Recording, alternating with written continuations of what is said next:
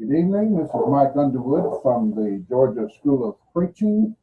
We are studying in the book of Psalms, Song of Solomon. For the last couple of weeks, we've been doing some introductory work, trying to lay some foundations so that we can know best how to interpret, how to read this material when we do read it. When I ask if you would to open your Bibles to the book of Psalms, we're actually going to get into a study of some of the Psalms tonight. So Psalm 1.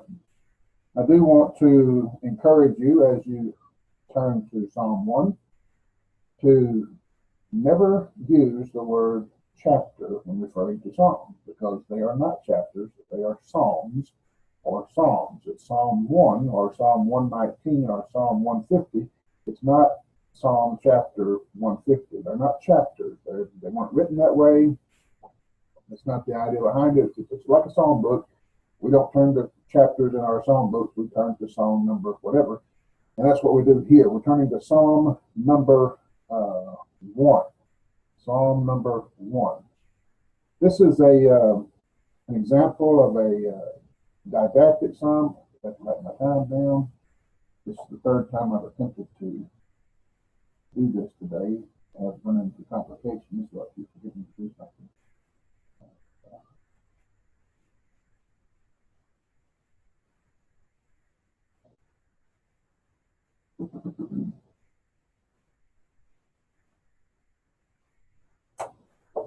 This is a didactic song. A didactic psalm is, as we learned the last couple of weeks, is a psalm that teaches. That's what the word didactic means. It's a Greek word which means teaching or to teach. And that's what we're doing here, what we're going to learn here. We're going to learn a lesson. A didactic psalm is to teach a moral or spiritual lesson. This is, as we've talked about the last couple of weeks, wisdom literature. And it's not going to read or teach the same way one is normally taught, or at least normally when compared to other passages in the Bible. This is not like a history lesson. It's not like a doctrinal discourse. It's not like turning to the book of Romans that we talked about last week. It's different. As it's written different, it's taught different. And there's a lot of tools that the psalmist and other wisdom literature writers used to accomplish what they were trying to accomplish, whatever that purpose may have been. There were lots of tools, and we tried to discuss those tools to see how we are to work with those tools and use those tools in our understanding of these, in this case, Psalms. This one is, I guess, a little bit different because we are so familiar with it as it's the first psalm. When people open the Psalms, they go to Psalm 1, they read that one, and that's the one that they're accustomed to. They've probably read it as much as they've read any other psalm, except with the exception possibly of the 23rd Psalm.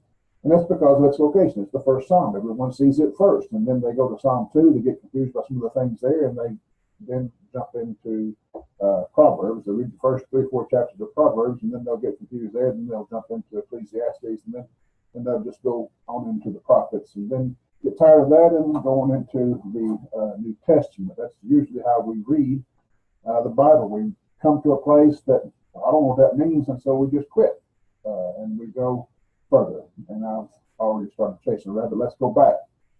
Like the 23rd Psalm, we're accustomed to seeing this one. We're accustomed to hearing it, so we think it's written to us in our language, but it wasn't written to us in our language. This psalm is like the other 149. It's written thousands of years ago. It was written in a different language. It was written in a different kind of culture. Theirs was a theocracy. It was a kind of culture where God was considered king, or was to be considered king, and their political system revolved around God. We're not accustomed to anything like that today. And so when they wrote, or when they did things like writing these psalms, they wrote it or did it in that culture, in that kind of culture. It comes from also an agrarian society whose economic situation, I suppose, would probably in our day and time be considered third world country. Of course, when Jesus was living, it was third world country type of situation. When the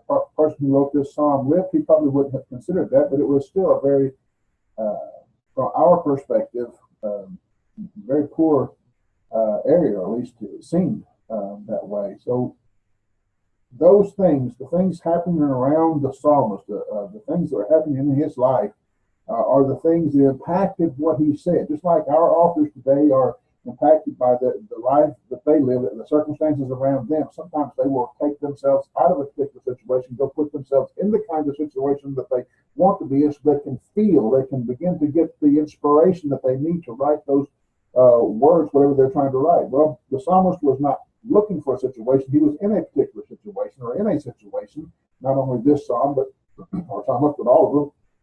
They were in a situation, and those situations impacted their writings. It was God used those situations in the inspiration of these writings.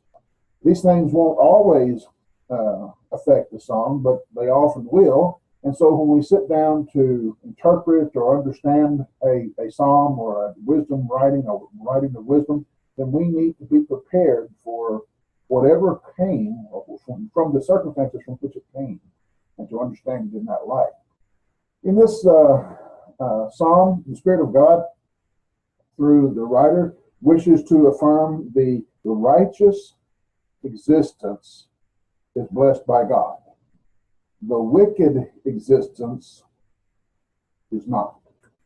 The existence of the righteousness, the righteous life, the person who lives a righteous life is blessed by God. The person who lives a wicked life or an ungodly life is not. And that's essentially the message of the psalm. Because you and I put it on me, because I grew up hearing about Canaan, about Israel, about the Jews, the Hebrews.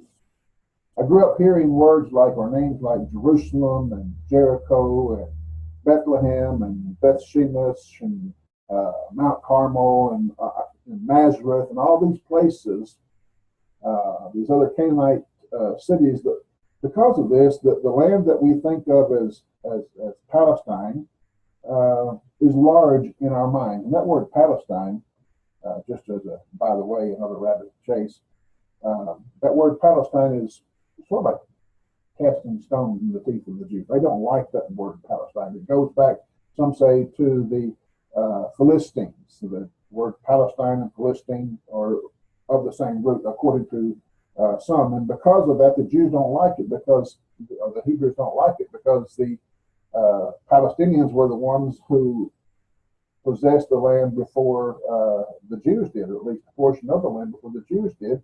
And they don't, the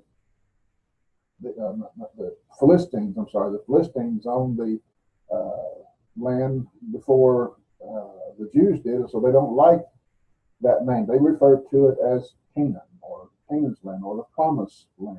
But at any rate, it looms large, at least in my mind, because I've heard so much about it. I can see on a map that it's a small place. Canaan's not very large. Any one of the southern states would match it in size, probably even be larger than Palestine. And having heard about it, however, and knowing so much, at least I think I do, of what happened there over the last 2,000, 3,000, 4,000 years, I know more about it than I do my own country. I know more about the history of the Jews than I do the history of America, or the history of the state of Georgia or Tennessee, or whatever. I'm well familiar, so it looms large in my mind, because I feel like I do so much about what's taken place over there for thousands of years, because it's revealed to us right in the Bible. I'm not saying I have any expert knowledge, just from what we get in Bible school. We grow up hearing about, first thing, Nazareth, and Jesus born in Bethlehem. Well, we are given guidance as to where those, and we hear those names, and they become common to us, and it's just like we're there. We know we've been there all of our lives, but we haven't. It just seems that way, and it seems large to us. I remember a few years ago, I went to New York City. I'd been anticipating that trip for a long time. I've grown up hearing about New York City as the biggest city in America, or a big city in America, and it's the place where it's considered the city. I was expecting to be, when I got there, I was expecting to be wild. I was expecting to be wide-eyed and dumbfounded by everything that I see and hear because of all that I have seen and heard on television or books or whatever. And I did, when I got there, I did see a lot of things. I didn't necessarily in any way see it all or do it all, but I did see some things. But impressed, okay, I was impressed, but not in the way that you think. I found out, at least from the portions that I know I didn't see everything. There's a lot I didn't go or couldn't go or wouldn't even go to if I could. But from what I did see, the typical tourist places that you go, it was just like typical tourist places that you go anywhere else. It had the same tourist trappings, the same tourist junk that even small town Tennessee has. I mean, I've gone to, what's the place, Pigeon Forge, Tennessee. If you walk down Main Street, the only street, I suppose, in Pigeon Forge, Tennessee, it's just like walking down town in New York. You got more people and more of it, but it's the same hokey junk. And I was unimpressed. I was impressed, I suppose, but I wasn't.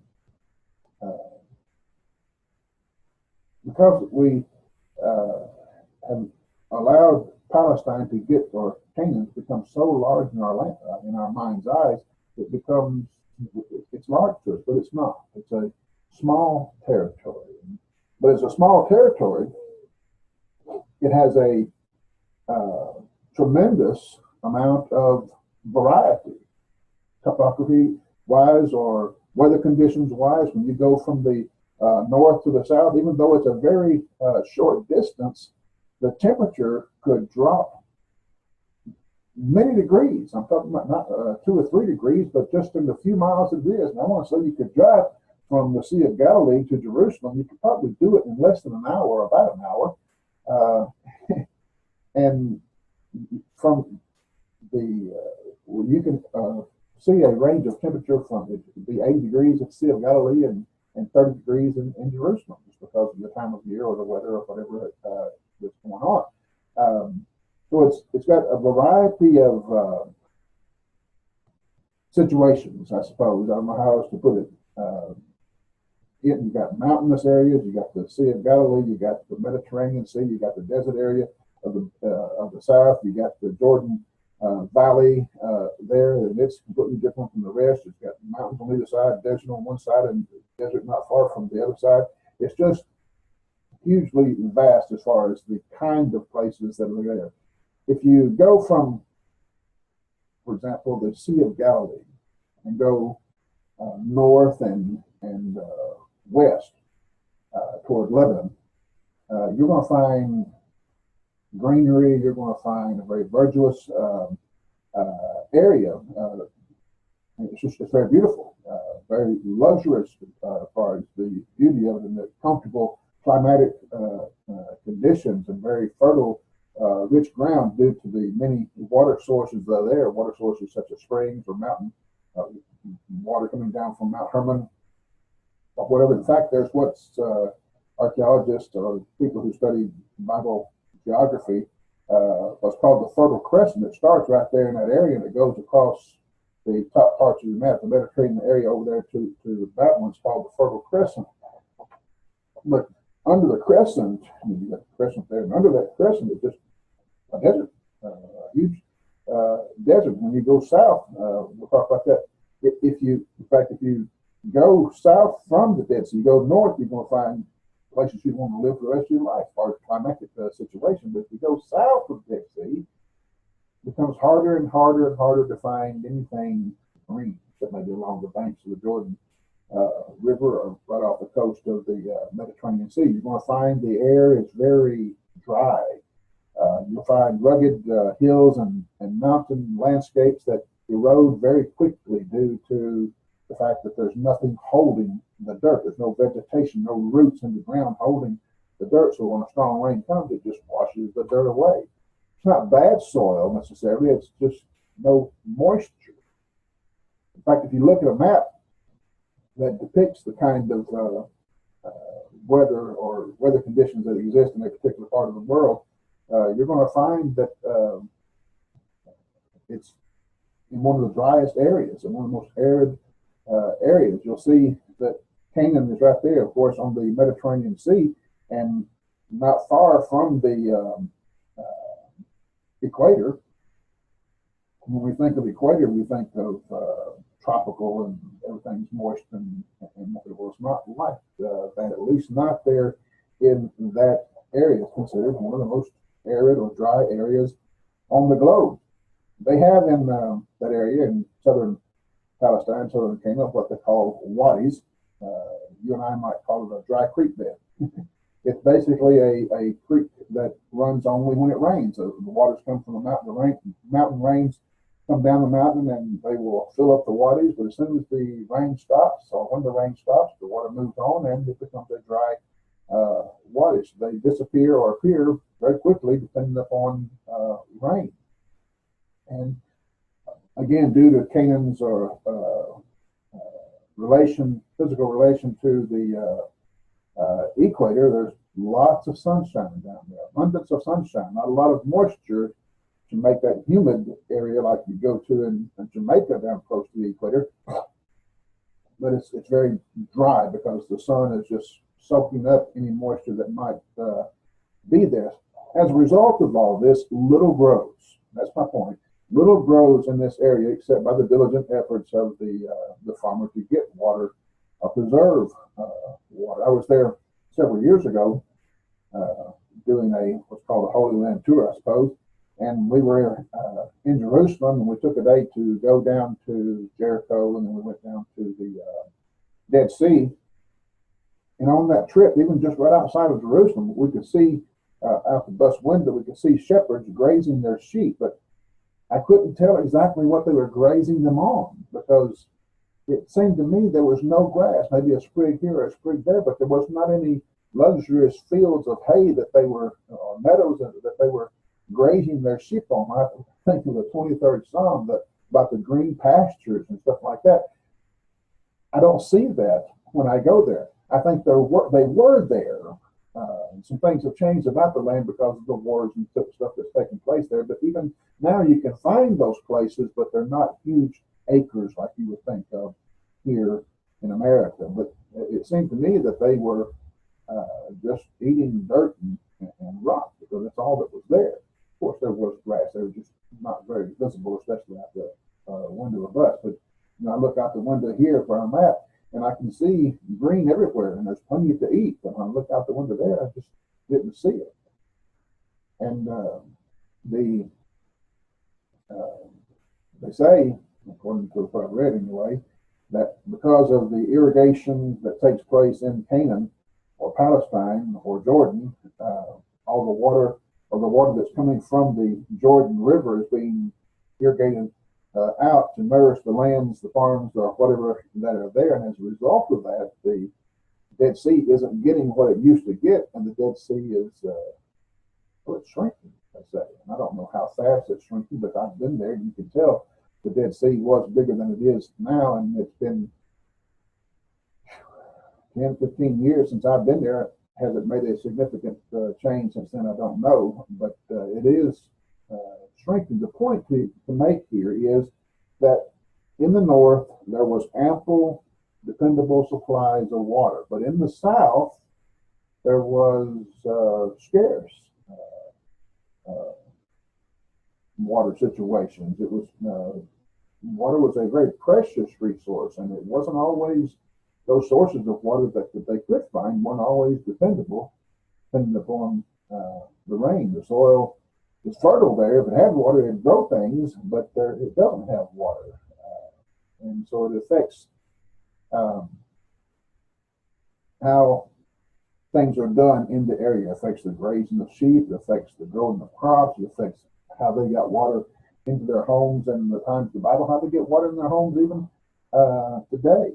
Israelites in the Old Testament knew well the importance and value of dependable water supply, both in farming and for domestic use. And as you think about that environmental situation where that which lives by sources of water is contrasted with that which does not live without water, that brings us to Psalm 1. He uses that idea with which he was very familiar, with which you and I may not be, but he uses that idea of something growing by or planted by rivers of water and something that was not, and the difference it made in that thing's, that plant's life or existence. So let's look at Psalm 1 with those thoughts in mind. Blessed is the man who walks in the counsel, walks not in the counsel of the ungodly, nor stands in the path of sinners, nor sits in the seat of the scornful. But his delight is in the law of the Lord, and in his law does he meditate day and night.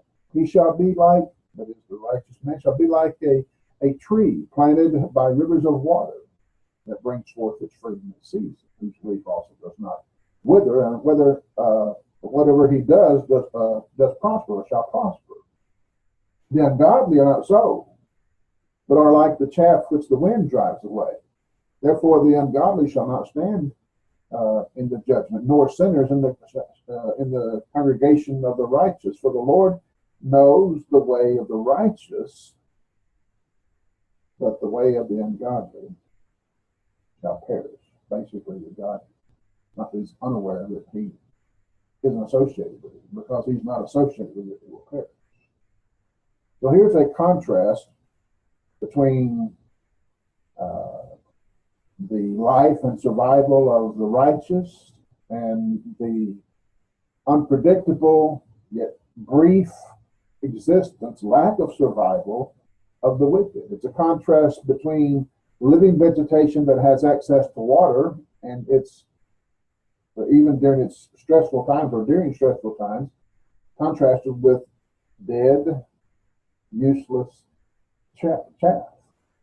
It's the contrast between a useful fruit tree and useless chaff.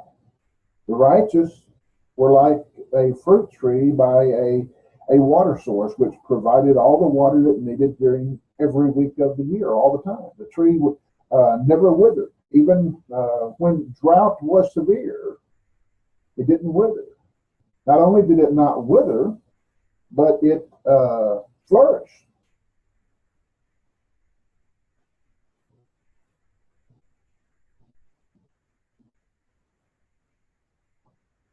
Excuse me just a second.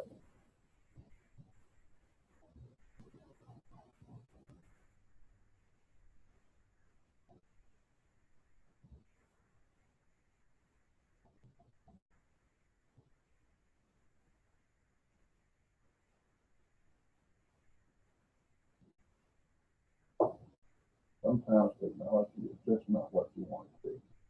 So the righteous are compared to a fruit tree whose has a continual source of water. Its leaf does not wither. In fact, it flourishes, it flowers, it bears fruit. It is a blessing to those who come by and partake of it for either the food or the shade that it provides. The wicked, he says, are like dry, unwanted, unuseful is not a word, hurtful, harmful chaff. It's worth absolutely nothing. If somebody wants to sell you a bag full of chaff, how much are you going to pay for them? Well, nothing. It's absolutely worthless. The word chaff essentially means that which is left over, that which is the refuse, that out of which the grain has been pressed by whatever means, and it's the leftovers. It's no count. It's the husk. It's the trash. It's what's thrown away or what the wind, in this case, blows away. It can also refer to the remaining stalks after you harvest it, or as you harvest the wheat, the stalk that you cut it off of is considered the chaff, the waste. If you've ever bought cheap oatmeal, there's a difference between Quaker oatmeal and even generic oatmeal and cheap oatmeal. I've bought oatmeal, especially in other countries. I won't say which ones, that it's like rice. You got to wash it, or you got to wash it, but you got to sift it before you can use it because it's got lots of trash in it. and sometimes the oatmeal is not processed very well, and you'll end up with the husks, and nobody likes to eat the husk. I mean, it gets in your teeth, it'll choke you, it makes you uh, cough and gag. The chaff is absolutely no good, and no one wants it. I suppose it could be a source of dietary fiber if you actually were able to swallow it, but we all know what dietary fiber produces for us. But anyway, that's another story. At the harvest, uh, after the grain has been taken from the field, the first job of the farmer is to separate the ripe grain or the ripened grain from the dead stalks. This would be done on what's called the threshing floors of Canaan. What is a threshing floor? Well, when you're talking to someone, you need to help them understand this because they're not going to know it by unless you tell them. But a threshing floor is usually a flat surface, sometimes a large rock, sometimes just a hardened surface that was hardened purposely for the purpose to lay the grains, the sheaves of grain on the ground, flatten it out, and then you take a stick and you beat it, or maybe you get an oxen and get the oxen to run over. Maybe you get the ox cart and get it to run over you. What you're trying to do is break up the stalks, cause the grain to be loosened from or let loose of the stalks, and then you would take a winnowing fork and you would shovel it into the grain, the stalks, the chaff, and everything. You throw it up into the air, and you do it on a day where there's a breeze, and the wind would take away the chaff. The grain would fall to the ground. Some people use blankets, or what we would call a blanket or a sheet, for the same purpose. Maybe they'd take an article of their clothing and they would fill it up with the chaff, the grain, everything, and then they would flip it up into the air, and the wind would take away that which is no good, and the grain would come back. And it had to be done several times, of course. But this is the process. And speaking to you as a preacher student, when you're teaching, depending upon your audience, you may or may not need to go into all this detail. I'm going into this detail to give you an idea because I don't know who you are, I don't know what you know. I want to give you the detail that's necessary for understanding what's taking place. I want to give you the environment, the surrounding of the psalm. In a sermon, you don't always have that time, but you need to take whatever time is necessary to make sure your audience is able to see what the author of the passage is trying to get you to see. It's essential to understanding a prophecy. It's essential to understanding a doctrinal discourse. It's essential to understanding a song, that the person, if there's metaphors involved, that the person understands what the metaphor is. You got to know what the picture is being drawn by the author in order to know what it means. How many times have you personally sung a song and yet you had no idea what you were singing? If you're singing, if you speak English and you're singing in Russian, then that's one thing. But we sing a song sometimes, "Here I raise my Ebenezer." What do you raise?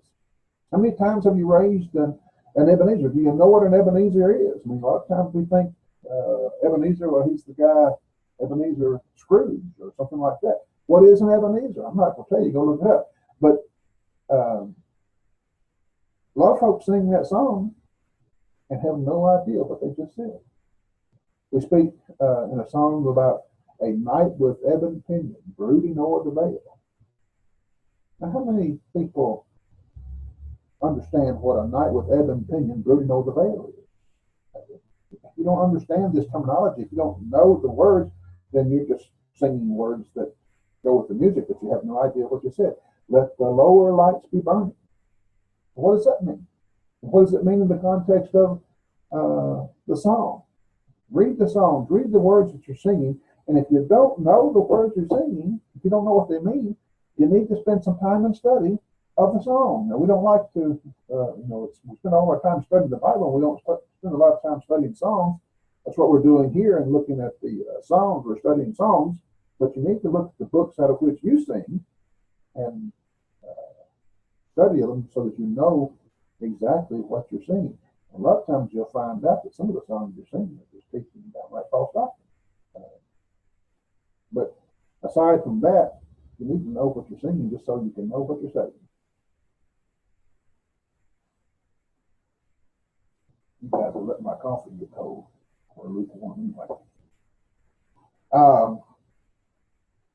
Blessed is the man who walks in the counsel, or walks not. I always leave that not out for some reason. Who walks not, and it's the most important word, who walks not in the counsel of the godly, nor stands in the path of sinners, nor sits in the seat of the scornful, but his delight is in the law of the Lord, and in his law does he meditate day and night. The psalm affirms that a particular person, a righteous person, is he's called righteous there in verse 6.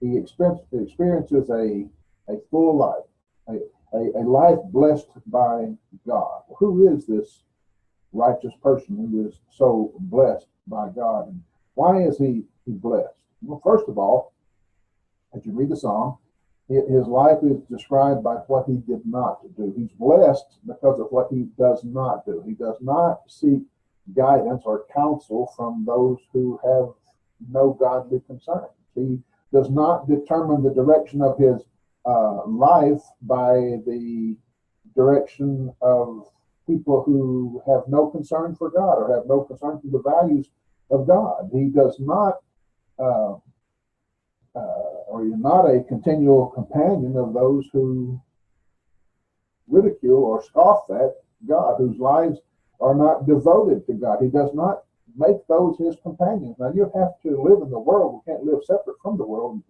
In one sense, we are among them, but we don't have to make these our common companions, our constant companions. And he says this man's life was blessed because he didn't listen to their counsel. He didn't determine the direction of life by their values, and he didn't make them their constant companions. And secondly, his life was directed by the relationship that he had with the Word of God. His instructions, his theology, his thinking, his direction of life, his values came from his relationship with God. And so his values, his life and values are contrasted with those of the wicked, the sinner, the ungodly, the sinner, and the scoffer. The text says, he found joy in God's law. He thought continually about God's ways. He thought continually about God's values. In contrast to those that we read about in Genesis chapter 6, whose thoughts and imaginations of their hearts were only evil continually, this man delighted in hearing the Word of God, and he delighted in thinking about or directing his life according to the values that he found there. The result, the psalmist says, of his having that joy, or his having given his life to the direction that comes from the Word of God, the result is that he was, the text says planted, but if you go and look at the Hebrew, it's transplanted. He was like a transplanted fruit tree that was taken from one area and put in a area where there is a dependable source of water. Read Psalm like that, verse 3. He shall be like a tree that is planted, a tree, not a sapling or not a seed that's planted, but he's not like a tree that's transplanted by the rivers of water, a tree that brings forth fruit in its season, a tree whose leaf shall not wither, and whatever he does, whatever this tree does, shall prosper. When developed, when grown, he's going to produce fruit that blesses, a fruit that benefits the others. And this is an important note here that we often skip in the psalm. It is the job of a fruit tree to do what? Well, to produce fruit. It's a job of the fruit tree to be a blessing to those who eat of it. When God made the promise to Abraham, in the three promises that he made to those, in three repetitions of the promise, he said, I want you to be a blessing, or you will be a blessing to those who are around you. That's, we are to be that. We are the fulfillment of that promise. We are to be a blessing to those who are around us. The fruit tree is to be a blessing to those who, well, come to its shade or take of its the fruit. The righteous are to be a fruit tree that produces fruit that is beneficial to those who are influenced by them. It's a part of the psalm. It's a part of the teaching of the psalm. He, that is the righteous, he's able to produce fruit because in stressful times, or when there were stressful times, he was not stressed. His leaf did not wither. The idea is it probably should have withered if he were not dependent upon God. If God were not blessing him, his leaf would have withered, because there will be stressful times. And we need to understand that the Christian, the righteous person, the godly person is not someone who never experiences trial in his life. In fact, it's just the opposite. We're promised over and over and over and over that we will experience trial in our life, and sometimes that trial is placed upon us by God. There will be stressful times, but even in stressful times, our leaf will not wither. The fruit tree, the righteous person will be continue to be blessed and continue to be a blessing. Maintaining the metaphor, stress came in the means of a drought. That's how a stress comes upon a tree. That's how when a tree is typically withered. When the drought comes, or when the storm comes and breaks it, the leaf withers. It's a stressful time for a tree. God, according to the psalm here, providentially provided the necessary rain, the necessary source of life, water, the moisture for the tree, that the righteous person, even in stressful times, his leaf would not wither. This means he won't go through stressful times. He will, but he continues to thrive. He continues to flourish. Israel itself was to be a source of living water for those who knew not God. God provided, he says, for them to be a light among the nations, using one metaphor. And I think we could use the same metaphor, or a different metaphor saying the same thing. They were to be water, a refreshing water for the nations, causing the nations or those who were surrounded by them to thrive because of the water that they provided, which they did not do. They weren't a light to the nations round about them because they chose to live in darkness, and therefore they weren't a source of water for the nations because they chose to live in drought. But that's not the point of the psalm here. In the life of the righteous, the stress is taking away the metaphor and dealing back in reality. What is the stress? Stress may come by means of persecution, the hatred of the wicked for who we are and what we are. Stress can come in times of great temptation. We're still human, we're still in the flesh, and sometimes we don't control the flesh like we ought to, and we don't walk in the Spirit, we walk according to the flesh, or we allow the flesh to jerk our heads around and to make us chase after that desire, that passion, forgetting for the moment anyway what we're supposed to be focused on. Stress can also come, the drought can also come, you might say, in by means of judgment or scrutiny or the testing of God. You might notice again that the righteous, according to the psalm, the righteous has been planted. Don't miss that verb here.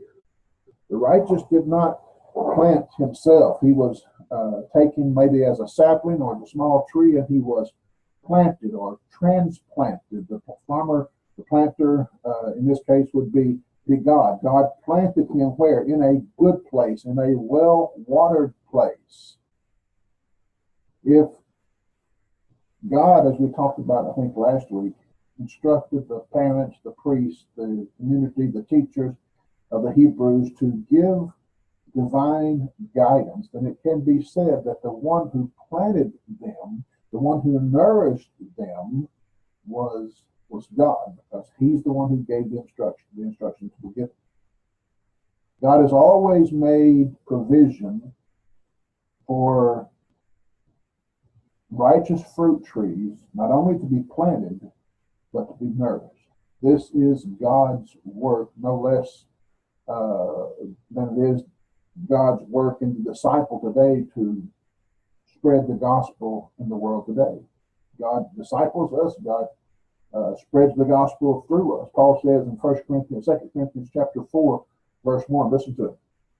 Therefore, since we have this ministry, what ministry do we have, Paul? We have the ministry of reconciliation. Well, from whom did we get this ministry of reconciliation, this reconciling ministry? We got it from God.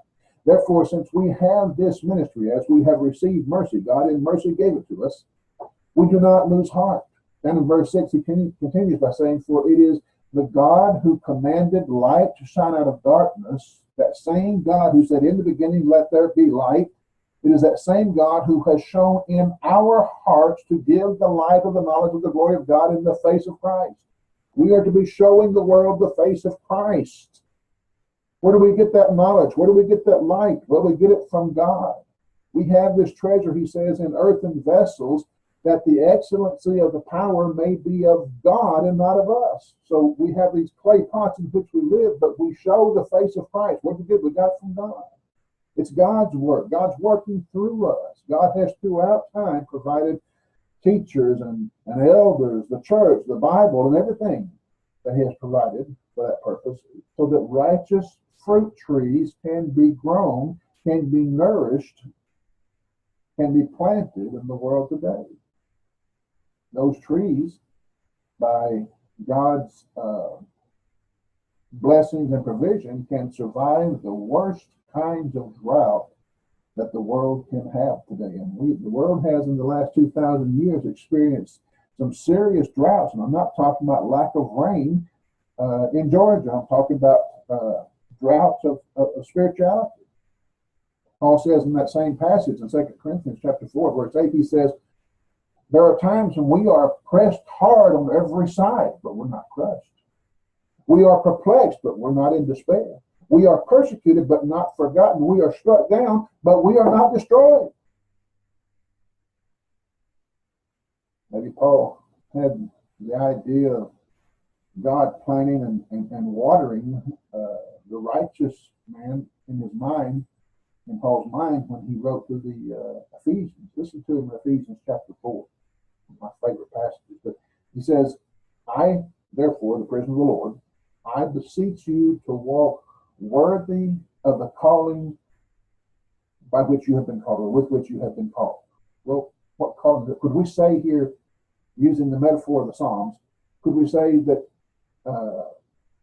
we need to live worthy of the planting by which we've been planted, or in which you were planted? He says, I therefore, the prisoner of the Lord, beseech you to walk worthy of the planting, the walk that the calling that you have, or by which you've been called. Verse 7, he said, goes on to say, to each one of us, grace, water, was given according to the measure of Christ's gift. And in verse 11, he says, and he, Christ himself, gave some to be apostles, he gave some to be prophets, he gave some to be evangelists, he gave some to be pastors, he gave some to be teachers. Why? For the equipping, for the watering of the saints, for the work of the ministry, for the edifying of the body of Christ, till we come to a unity of faith and knowledge of the Son of God, a perfect grown tree, a perfect man, mature, fruitful tree, to the measure of the stature of the fullness of Christ, that we no longer be children tossed to and fro by every wind of doctrine, by trickery of men and cunning craftiness and deceitful plotting, but speaking the truth in love may grow up. Why? Because of all the water supplies that God has given us from the pastors, the teachers, the evangelists, and so forth, from whom the whole may grow up in all things into him who is the head, Christ, from whom the whole body joined together with what every joint supplies, according to the effective working which every part does its share. You might also consider how faithful Jews came to exist in the land of Canaan at the time of Jesus. If you recall from your prophecies, from the understanding of the prophecies and the time that Jesus came, there were about 500 years, 400 to 500 years of spiritual drought. God did not speak. God did not do miracles. God withdrew himself, so to speak. He was silent. That's why they're called the silent Jews. So after 500 years, how did righteous people come to exist at the time of Jesus? God did this by means of one generation teaching the next. During that time, the supply of water came from the teachers, the priests, the prophets, or not the prophets, because the prophets were speaking as God told them to speak. The Levites, the parents, the community that were being faithful, they would continue to let the water flow. Not all did, but some were obedient. And when Christ came, righteousness wasn't prevalent, it wasn't found in every soul, but righteousness was there. They've always been the ungodly who are not so. But there's always been the righteous few who delight in the law of the Lord and in his law, in his ways, do they meditate day and night. You're familiar with Mary and Joseph and Zechariah and Elizabeth and Simeon and Anna. All of them are considered righteous people. How did they come to be after 500 years of silence? God was providing water. Men like Peter, James, and John, they were not unspiritual men when Jesus found them.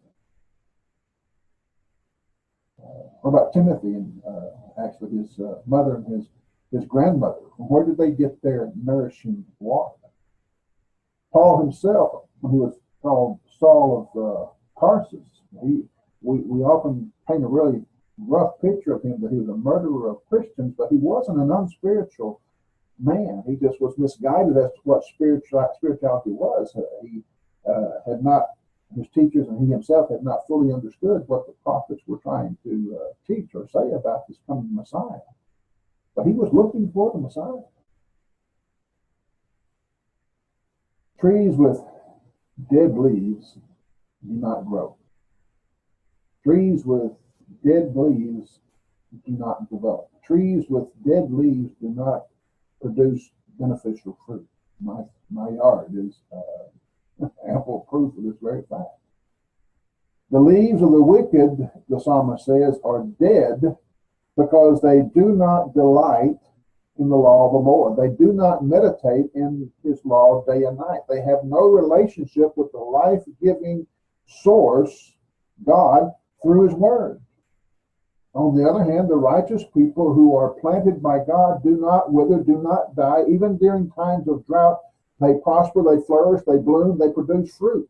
Daniel and Mishael and Azariah and Hananiah, what greater drought could there be? The drought was because the people had refused to listen to God's word, but Daniel was a man of God, and so was Mishael, Azariah, and Hananiah, but they proved themselves to have been nourished by God's word when they were uncompromisingly faithful to him. You go on in history, you'll find Ezra and Nehemiah. They prosper even in stressful times of living in a pagan community because the one who transplanted them placed them in a good place and nourished them with, can I say, holy water. They could produce good fruit. They could prosper and produce good fruit because God placed them in a good, well-watered place. God was the source of their prospering. God was the source of their good fruit that they produced. We all know what comes from good fruit, the nourishment that you get from eating it, but also, as the book of Genesis said, from good fruit comes good seed. And good seed will produce in the next generation what? More good fruit. It produces in the next generation. What greater illustration could we make of this than what Paul makes in Galatians chapter 4? He says in verse 4, but in due season, at the right time in the harvest, you might say, God sent forth, planted his son, born of a woman, born under the law. Why? In order to produce good fruit. What fruit? In order to produce redemption, to redeem those who are under the law, that they might receive the adoption, more good fruit, the adoption of sons. And because you are sons, because you are that fruit, God has what? Done what? God has sent forth, planted the Spirit of his Son into your hearts, crying, Abba, Father. Regeneration, replanting of the seed. Good fruit produces good fruit, produces good fruit. Jesus made the same metaphor himself. He says that you don't get bad trees from good seed. You don't get good trees from bad seed, or good fruit from bad seed. The righteous man is able to do what he's capable of doing only because God has done what only God is capable of doing. Let me turn your mind to the epistle of Peter. You remember Peter, what Peter told the Christians who were living in a very stressful time there? Listen to it. Blessed be God and the Father of our Lord Jesus Christ. You need to bless God for all that he's done for you, who according to his abundant mercy has begotten us again. Think of Paul's analogy of the seed having to die before it can bring forth life. You need to understand God is to be blessed because he has, through his abundant mercy, begotten us again to a living hope through the resurrection of Jesus Christ from the dead, to an inheritance that is incorruptible, to an inheritance that is undefiled, to an inheritance that does not fade away, to an inheritance that is reserved in heaven for you, you who are kept by the power of God through faith for the ready to reveal, for salvation ready to be revealed for the last time. In this you rejoice. In this salvation you rejoice, though now for a little while you may, if need be, have to be grieved by various trials. You may have to go through a drought. You are going through a drought. But why?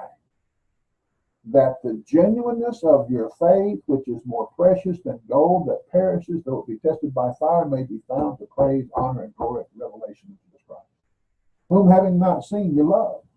Though you do not see him, yet you believe in him, you rejoice with joy inexpressible, full of glory, receiving the end of your faith and salvation of your soul. He says, the drought's coming, drought's here. You're experiencing a drought, fiery trials. But you flourish. You're revealing the face of Jesus Christ. You're receiving the end of your faith and salvation of your soul. Peter doesn't use the same water or tree metaphor that the psalmist does. It's the same idea.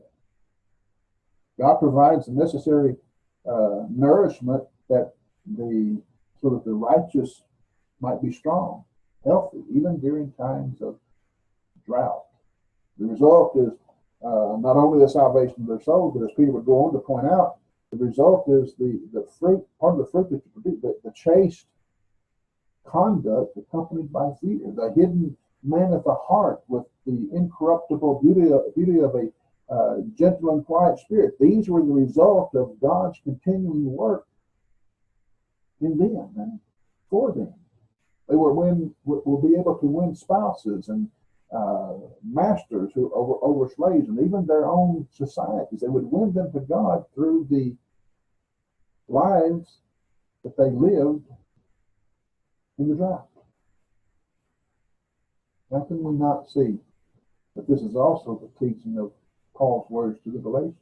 Fickle, he called them, because they were dwelling in or being nourished by the deceitful words of those who were accursed by God for preaching some other gospel, for by delivering some other kind of water, some tainted water, some filthy water, which is no water at all, no gospel at all. As a result of living in that, and as a result of being nourished by that filthy water, you bite and devour one another. You're consumed by one another. But you have a choice, he says. I say then, walk in the Spirit. Walk in the water that comes from God, and you shall not fulfill the lust of the flesh. For the flesh lust against the Spirit against the flesh. These are contrary to one another, so that you do not do the things that you wish. But if you are led by the Spirit, you're not under the law. The works, the fruit of the flesh is evident. He goes through a list: adultery, fornication, uncleanness, lewdness, and so forth. As I've told you before, I'll tell you again, you can't be in the kingdom of God and do this. You cannot produce fruit in the kingdom of God like this, and you can't even be in the kingdom of God when you produce that. But the fruit of the Spirit, that which is produced by delighting in and meditating upon God's law, God's word, night and day, that which is produced when you are nourished by God, watered by God, planted by God, love, joy, peace, long-suffering, and goodness, and faithfulness, and gentleness, and self-control. No law against that. Those who are Christ, those who belong to Jesus, they've crucified the flesh with its passions. And if we live in the Spirit, let us walk in the Spirit. What did the Lord say? You will know them, the false teachers, the ungodly, the sinners, the scoffers, the false prophets. You will know them by their fruits. Do men gather grapes from bushes or figs from thistles? No. Even so, every tree, good tree, bears good fruit. Bad tree bears bad fruit. A good tree cannot bear bad fruit, nor can a bad tree bear good fruit. Every tree that does not bear good fruit, what do you do with it? Well, you cut it down, throw it in the fire. Go by the fruits. And the fruits will show you what kind of water what was taken there. Back in the Psalm, you did remember that we're studying Psalm 1, right? Back in the Psalm, the Psalter has been speaking of the blessedness and fruitfulness of the godly who are planted by God by the water, or nourished by God as they're planted by the water. But then he speaks of temporary existence, the unblessed existence of the wicked or the ungodly. Look at verse 4. The ungodly, not so. We put are not so in English, but the ungodly, not so. That's the way it's stated in Hebrew. They are like the chaff which the wind drives away. They're not blessed.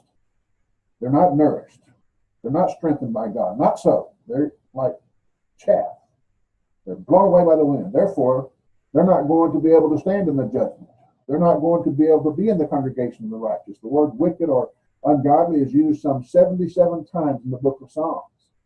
And the word presents a concept, a key concept in the Psalms, because it's the word that describes the type of lifestyle which is continually resisting the will of God. The ungodly are those who resist, not meditate in, not read or study, but resist the will of God. Oh, God says this, but I don't like that. Ungodly. They're like chaff. They can't stand in the judgment of God. They can't stand in the congregation of sinners. Those who turn against God, those who resist God, he says, are like chaff. We've seen the chaff, haven't we? Slight breeze and taken away. They go through the same desert times or stressful times that the righteous go through, but they're blown away, even by a light breeze. Before it even gets very difficult, before it even gets very dry, they're blown away.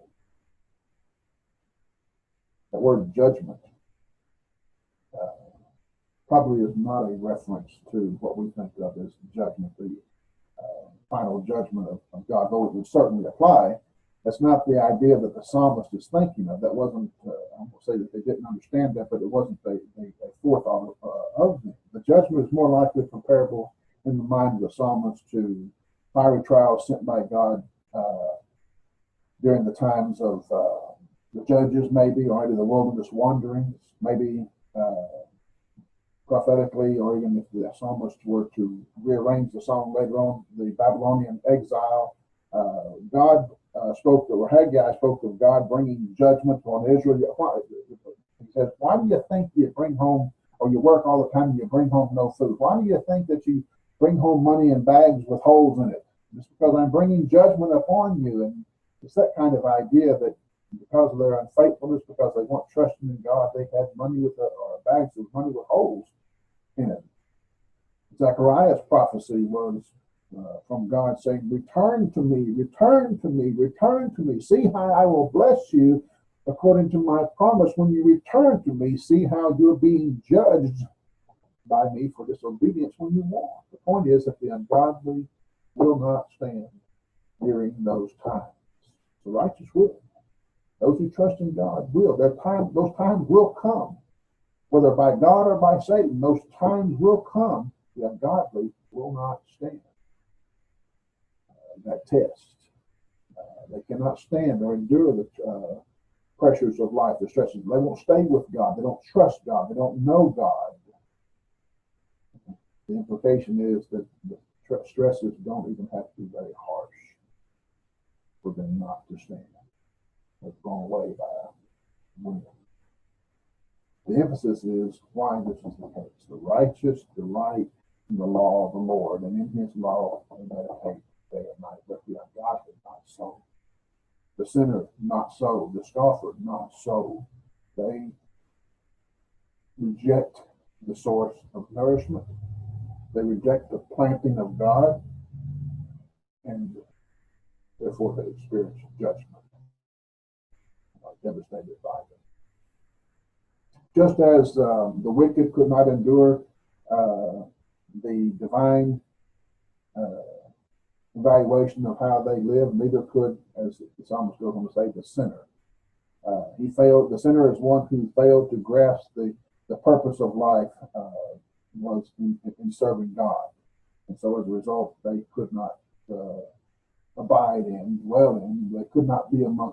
They would not be among those who are righteous. Those who walk away from God will feel in every way out of place with those who walk away. That's why they don't come to church.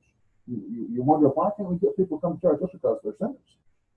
They don't want to walk with God. They don't want to be seen with people who walk with God. They reject God's way. Now, there are going to be some among the sinners who are searching, but there are a lot among the sinners, the majority of the sinners, who will not find the way. They're not looking for the way.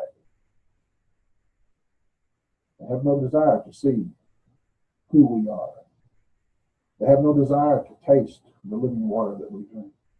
They have no desire to be among people who, as Jesus says, recognize their poverty of spirit and mourn over the result of sin and come in meekness, giving their power, their complete power over complete God. The wicked, the sinner, the scoffer, they seek only to revel in the darkness. That's all they know. The Lord knows the way of the righteous, but the way of the ungodly shall perish. Why? They have no life. They're not connected to the source of life. The Lord knows the way of the righteous because he's nourishing them with life, with the water of life. But as God told Adam and Eve, in the day that you eat thereof, you shall surely die. Why? Because they have withdrawn themselves from the source of life. The way of the ungodly perish because they withdraw themselves from the source, the watering, nurturing source of life. God cares about people who have the insight and the courage to be righteous people, but God allows those who reject him to face and endure the full consequences of godless behavior. The great contrast is between those who exist in God's care and those who live, die, dry up outside of God's care. We're going to end the discussion here. Let me look at the time. We've got almost 1 hour there. So I will end this video here, and we'll look at another psalm in the next hour. This is going to come in the form of 2 videos. Probably you know that already by now. But we're going to do this in 2 videos rather than one long one. So let me bring up the thing here to